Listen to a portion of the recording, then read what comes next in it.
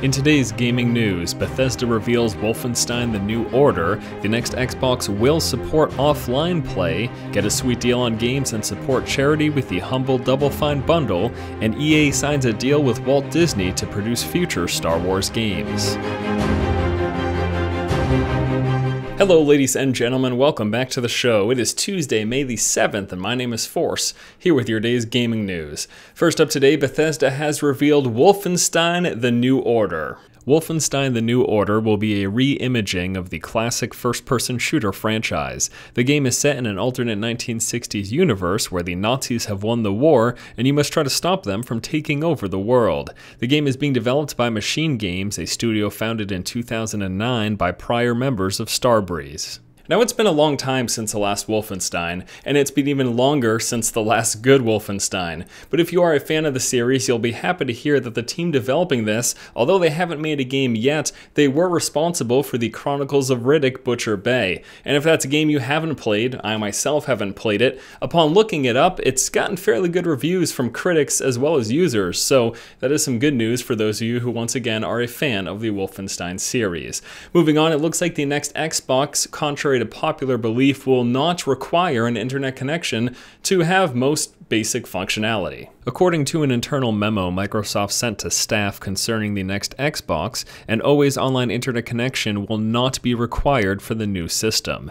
The listed available features for offline use include playing a Blu-ray disc, watching live TV, and single-player gaming.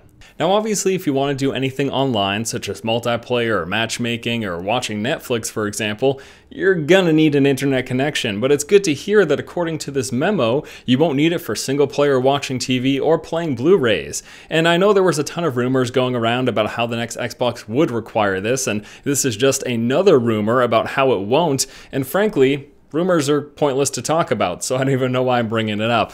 Next up in news, the humble Double Fine bundle lets you pay what you want for sweet games and give to charity at the same time. The humble Double Fine bundle lets you pay what you want for Costume Quest, Psychonauts, and stacking. If you pay above the average, currently around $9, you'll also get Brutal Legend, and for the generous of wallet and heart, $35 will get you a pre-order of Broken Age, and $70 gets a sweet t-shirt. I know it's tempting to pay as little as possible, but please don't forget this is going to charity as well as to support the developer. So if you can afford it, pay a little bit extra. And for $35, you'll get access to the next game, and for $70, a t-shirt. That's a damn expensive t-shirt. Last up in news today, EA and Walt Disney have announced their combined efforts to produce future Star Wars games. Get ready for the trolls. Yesterday, Disney and EA announced an exclusive multi-year deal for the publishing of upcoming Star Wars games aimed at the core gaming audience. Their agreement covers all platforms along with the most popular game genres, which means any Star Wars games you were hoping for will be going through EA. Some of the developers set to work on these games include DICE, Visceral, and BioWare.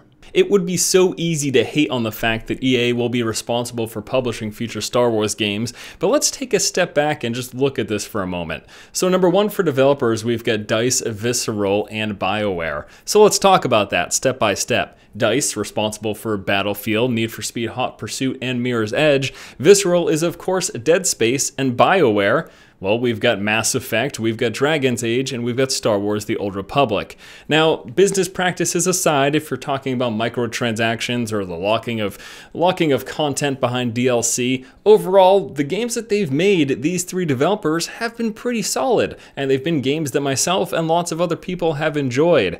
Now, if you hate EA, that's one thing, but these are the developers behind these future Star Wars games, and chances are, if we look at their history, we should expect games just as good, if not, hopefully better. So frankly, I am not all that upset by the combined efforts of EA and Disney for future Star Wars titles, and honestly, I'm a little bit excited. But that's just my opinion, and I'd love to know what you guys think, so let me know in the comment section below. Alright guys, that is going to do it for today's episode of the show. As always, thank you so much for watching. Once again, this has been Force, and you have just been force-fed. And no, I didn't forget that EA was voted the worst company in America. I just neglected to mention it because they slipped me a check.